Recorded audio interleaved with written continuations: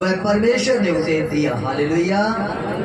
आज के दिन में ये वचन आज हमारे लिए और आपके लिए है। तो परमेश्वर ने एक आशीष दी कि भला होता कि तू सचमुच मेरा उद्धार करता, भला होता कि तू सचमुच मुझे आशीष देता और मेरे देश को बढ़ाता, मेरी सीमाओं को बढ़ाता, मेरे राज्य को बढ़ाता, मेरी सेवकाई को बढ़ाता, भला होता।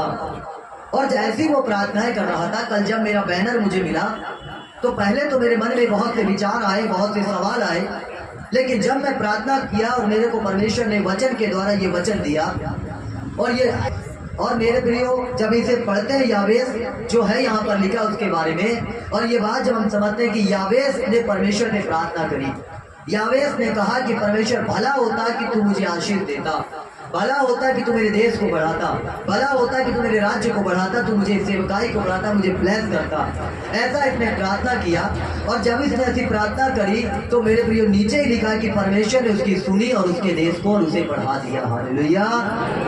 जब मैं कल शाम को बैठ के प्रार्थना कर रहा था, रात को प्रार्थना कर रहा था, मैंने परमेश्वर से कहा कि प्रभु जी मैंने क्या बिगाड़ा है, मैंने क्या किया परमेश्वर, आज तक मैंने किसी के अगुओं के बारे में, किसी लोगों के बारे में, किसी चर्च के बारे में नहीं किया कहा, लेकिन परमेश्वर आज लोग मेरे खिलाफ में मेरी सेवकाई को बर्बाद करने के लिए ऐसा करते हैं। लेकिन प्रभु मैं भी तूने अगर मेरा न्याय नहीं चुकाया तो मैं तेरा दास नहीं, है ना। अगर खुदावन तूने मेरी मदद नहीं करी तो फिर मैं तेरा दास कहेगा। और परमेश्वर ने मेरा न्याय चुका दिया, खुदावन ने मेरा न्याय चुका दिया। मैंने कहा, मैं कई बार कहता हूँ कि मेरे प्रियो मैं कभी किसी के बारे में नहीं बोलता हूँ, मैंने कभी किसी के बारे में नहीं कहा, मेरे मन में कभी किसी के बारे में नफरत नहीं आती है, लेकिन मेरा दिल जो दुखित हो जाता है, मेरा हृदय दुखित होता है कि मैं लोगों के साथ भला कर रहा हूँ और लोग मेरे साथ बुराई कर रहे हैं, और फिर उस चीज को मैं प्रभु के हाथ में सौंप देता हूँ। और जब मैंने कल प्रभु को सौंपा तो परमेश्वर ने यूट्यूब में ही बता दिया था कि पैरों के नीचे से जमीन खिसका देंगे। हालेलुया। और परमेश्वर ने जमीन को खिसका दिया, है ना। जो लोग अभी यहाँ आए हैं, जो लोग अभी लौट के अगर कोई आया होगा वो क्यों आए उनको मालूम होगा, चाहे वो कोई भी हो। परमेश्वर ने मुझसे कहा था तेरे शत्रु अगर एक मार्ग से घुसेंगे तो 7 मार्ग से उनको भागना पड़ेगा, क्योंकि मेरे प्रियो ये काम, मैंने कहा मेरा नहीं है, ये काम है स्वर्ग के परमेश्वर का, उस यहोवा का काम है और सेनाओं के परमेश्वर का काम है, ये काम मेरा नहीं है।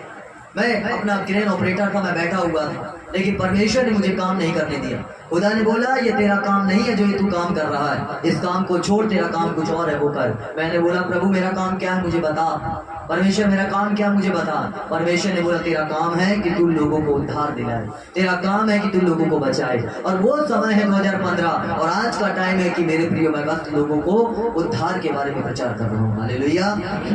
लोगों के जिंदगियों को बदल रहा हूँ, लोगों के जीवन को बदल रहा हूँ, लोगों के लिए प्रार्थनाएं कर रहा हूँ। और यह काम मेरे को किसी मनुष्य ने नहीं दिया है, किसी संस्था ने नहीं दिया है, किसी पादरी ने नहीं दिया है, परंतु ये काम मेरे को सेनाओं के परमेश्वर ने दिया। हालेलुया।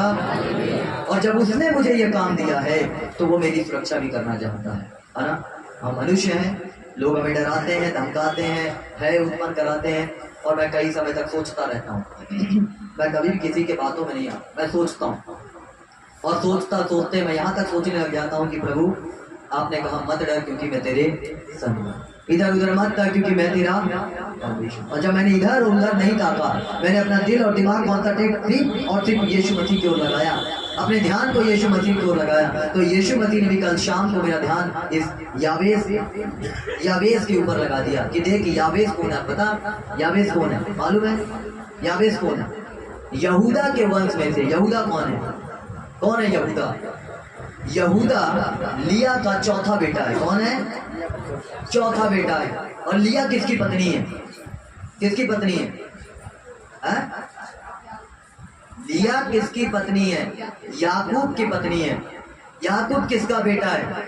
इसहाक का बेटा। इसहाक किसका बेटा है? अब्राहम का बेटा है। और ये आशीर जो थी, ये चौथा जो बेटा लिया का पैदा हुआ, और याकूब ने प्रेम किससे किया था? राहेल से। मिली कौन मिली? लिया, क्योंकि धोखे से उसके ससुर ने उसका शादी लिया के साथ कर दिया और बोला 7 साल और सेवा कर, दूसरी कभी विवाह तेरे साथ कर दूंगा, है ना। और फिर वो औरत के लिए क्या किया? उसकी सेवा किया और राहेल से भी शादी कर लिया उसने, है ना। एक लंबी कहानी है। और राहेल क्या थी? बांझ थी। और लिया क्या थी? बच्चों को 1 साल बाद एक बच्चों को, 2 साल बाद फिर एक बच्चे को जन्म देती जा रही थी। और कुछ समय बाद उसने यहूदा को भी जन्म दिया और उसका ये वंश है यावेस। हालेलुया। उसका वंश कौन है? यावेस। समझ रहे इस बात को? और यावेस को परमेश्वर ने कहा, क्योंकि यावेस बड़ा दुखित हुआ, परेशान हुआ और उसने कहा परमेश्वर तू सचमुच मुझे आशीष देता। अब यावेस क्यों आशीष पा रहा है? रीजन क्या आशीष पाने का? उसका क्या कारण है कि यावेस आशीष पा रहा है? क्योंकि वो याकूब के वंश में से है। याकूब का वंश है, है ना, उसका वंश है। और याकूब किसका वंश है? किसका बेटा है? इसहाक का। इसहाक का बाप कौन है? अब्राहम। और अब्राहम को परमेश्वर ने क्या कहा था? क्या कहा था? आकाश के तारों को गिन और पृथ्वी के धूल के तिनकों को गिन ले, ऐसी ब्लेसिंग मैं तुझे दूंगा। हालेलुया। अगर कोई इन तिनकों को गिन पाएगा तो ही तेरे वंश को गिन पाएगा। और मैं और आप कहाँ से मिल गए फिर यहाँ पर? क्योंकि हम यीशु मसीह के खून के द्वारा खरीदे गए हैं। और जब हम यीशु मसीह के खून के द्वारा खरीदे गए हैं तो मेरे प्रियो हम भी अब्राहम के वंश में आ गए और हमारे ऊपर भी वो ब्लेसिंग आ गई। हालेलुया। तो आज के दिन परमेश्वर ने हमें ब्लेस कर दिया है। आज के दिन खुदावन ने ब्लेस कर दिया है। दुनिया डाउन होगी लेकिन यीशु मसीह के नाम से तुम ऊपर उठने जा रहे हो। दुनिया नीचे की ओर जाएगी लेकिन यीशु मसीह के नाम से तुम्हारी बढ़ोतरी होगी। यीशु मसीह के नाम से तुम्हारी सुरक्षा होगी। यीशु मसीह के नाम से दुश्मन भी तुम्हारे मित्र होंगे। यीशु मसीह के नाम से तुम्हें प्रोटेक्शन देगा परमेश्वर। उसके स्वर्गदूत आपको प्रोटेक्शन देंगे। उसका हमारा परमेश्वर हमारी सुरक्षा करेगा। बोलो यीशु मसीह की। फिर से आने वाले प्रभु यीशु मसीह की। तो आज कौन सी आशीष आपको मिल गई है? यावेस की आशीष मिल गई है।